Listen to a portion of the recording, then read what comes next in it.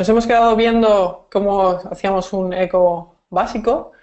Si tenemos que pintar arrays, podemos usar printrr y bardam. Y si tenemos que comentar el código, como en todos los lenguajes existe sus instrucciones para comentar, que las de solo una línea sería 2 barras y esta sería la instrucción de bloque. Hemos visto definir las variables básicas.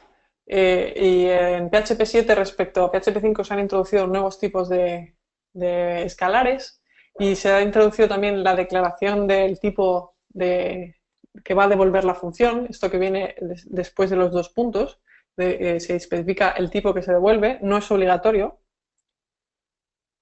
Hemos definido cómo es una constante, que por defecto se suelen poner en mayúsculas por convención, funciona también si se pone en minúsculas, pero como para distinguirlas se suele poner en mayúsculas. Se suele usar para definir cosas como si tu aplicación está en entorno de debug o cuál es una URL que siempre usas, cosas que no van a cambiar, puesto que una constante no se puede volver a definir. Los operadores básicos de comparación son estos de esta tabla que está en la web de PHP. Existen los operadores de todos los lenguajes, el doble igual, el triple igual, que es que también compara el tipo, no solo que las variables sean iguales, el distinto, mayor, menor, mayor, igual.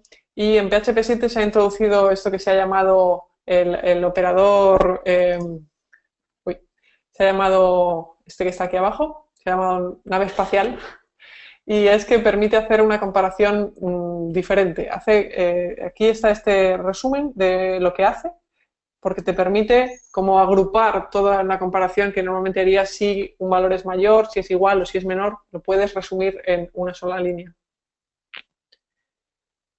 Entonces ahora vamos a seguir con cómo son los arrays y vamos a ver lo que pasa, la estructura básica en la que guardamos la información, que podemos guardarla tanto en arrays como en objetos.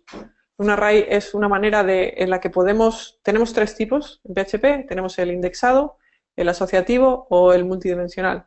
El indexado es que simplemente los valores van seguidos uno detrás de otro y para acceder a ellos ponemos el número que identifica su posición. Los arrays empiezan a contar desde 0.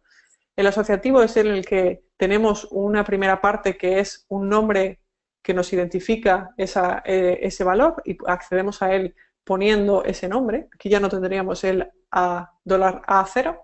Y el multidimensional es un array que tiene varios niveles, tiene arrays dentro de arrays. Otra manera de guardar la información son los objetos. En Laravel veremos muchos objetos y veremos colecciones, que son una manera, un objeto con más características. Lo que estábamos viendo de la lógica, si queremos comparar valores, podemos usar un if y luego después del if puede venir un else para cuando no se cumple la condición o se pueden concatenar varios ifs. Otras estructuras de control son while, que permite ejecutar una instrucción hasta que se cumpla una condición. También existe el do while, ahí cambia dónde se comprueba la condición de salir o no de la ejecución. Un for y un for each son cosas parecidas.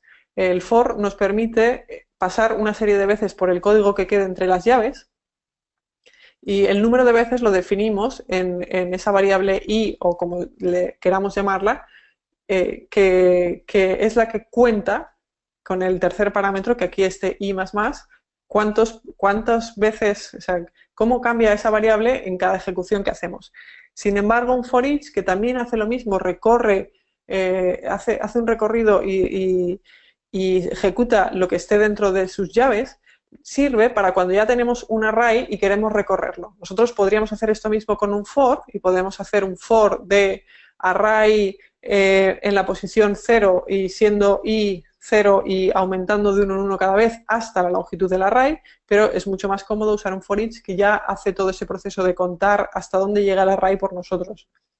Otra instrucción que se usa mucho de las estructuras de control es el switch, y es que cuando nosotros tenemos una variable que puede tener múltiples valores, en vez de hacer un if de cada uno, si la variable puede valer 1 pasa esto, si la variable puede valer 2 pasa esto, para eso se hace un switch y los casos serían esas condiciones. Si el caso 1, pues pasaría una serie de cosas y pues, se puede acabar en un caso default, que es si no se cumple ninguno de los casos, se ejecuta eso. Las funciones son bloques de código que podemos usar más de una vez. Cuando repetimos algo muchas veces, no tiene sentido que lo escribamos varias veces. Entonces lo podemos agrupar en una función y llamarla para que ejecute siempre eso mismo. Esa función puede recibir parámetros que pueden ser obligatorios u opcionales. Por ejemplo, este debug que vemos aquí es un parámetro opcional. Si no se está definiendo, si cuando se llama la función no se pone, valdrá false. Y sin embargo, este es obligatorio que esté. Y además, si se especifica el tipo, como en este caso, que tendrá que ser un valor de tipo string para que no falle. Desde PHP 7 existen las clases, en realidad las funciones anónimas aparecieron un poco antes. En el PHP 7 lo que se han introducido son las clases anónimas, pero esto es una opción que hay veces que realmente no necesitamos definir una función en un fichero y ejecutarla desde otro lado, sino queremos agrupar ese código y, por ejemplo, en este caso, devolverlo en una variable. Nosotros podríamos ya ir llamando a esta función en otros sitios. Las variables predefinidas, que hemos visto que ya hemos probado a ejecutar esta de $server y nos hemos quedado en el error que nos ha dado la de $session, son variables a las que podemos acceder siempre que estén definidos, porque por ejemplo session no tiene por qué estar definido si no hemos iniciado una sesión, o las cookies pueden estar vacías si no se ha creado ninguna cookie. Y por ejemplo esto, tanto get como post, son lo que nos va a permitir acceder si un formulario se envía por post. Nosotros a través de la variable global $-post podríamos acceder a los valores que se han enviado en ese formulario. Pero ¿qué pasa si nosotros hacemos un bar dump, como hemos hecho aquí, de una variable que no existe? Lo que hace es que Laravel da una excepción.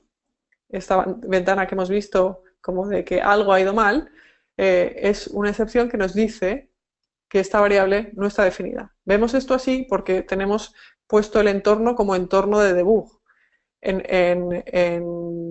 Cuando tuviéramos la web en producción, pondríamos que está la web en producción y simplemente saldría que ha habido un error. No le daríamos toda esa información a un potencial atacante. Esto solo sirve para cuando estamos trabajando nosotros saber qué es lo que está pasando y por dónde debemos tirar. Aquí nos dice que esta variable no está definida y dónde estamos haciendo esto. Nos dice que estamos en la vista de Welcome Blade y que es donde nosotros habíamos escrito eso. Si volvemos al código, vemos que este es nuestro problema. Si lo comentamos, volvemos a estar en la situación de antes.